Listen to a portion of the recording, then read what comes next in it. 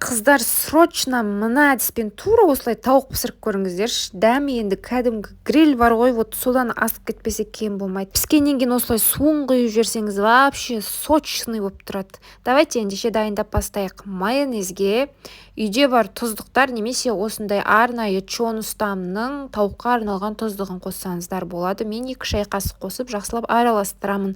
Чон ұстам тұздығы қажет болса, көрсетілген номерлер бойынша хабарлассаңыздар болады. Тауықтың осылай 2 жақ қанатын алып тастаймыз, қанаттарының ұшын, яғни олар бізге қажет емес. Енді тұздығымызды тауыққа жағып, шамамен 1 сағатқа қалдырамыз. Қыздар, чон ұстам тұздығы енді кез келген тамаққа ерекше дәм береді. Енді пештеріңіздегі противенің үстіне немесе осындай менікінде шыны форма болса, соның үстіне 1 литрлік банка қойыңыздар. Сол банканың ішіне су құйыңыздар, 2 тіше сарымсақ, тұз, бұрыш, қызыл бұрыш салыңыздар. Банканың астында тұрған противенге немесе формаға да жартылай су құйыңыздар. Енді тауықты пешке салыңыз, салғаннан кейін бар пешті қосыңыз, 180 не 200 градуста шамамен 1 сағаттай пісіріп аласыздар. Піскен соң осылай үстінен суын құйсаңыздар, вообще сочный болып тұрады. Қыздар, дәмі енді күшті болып шығады екен. Міндетті түрде дайындап көріңіздер.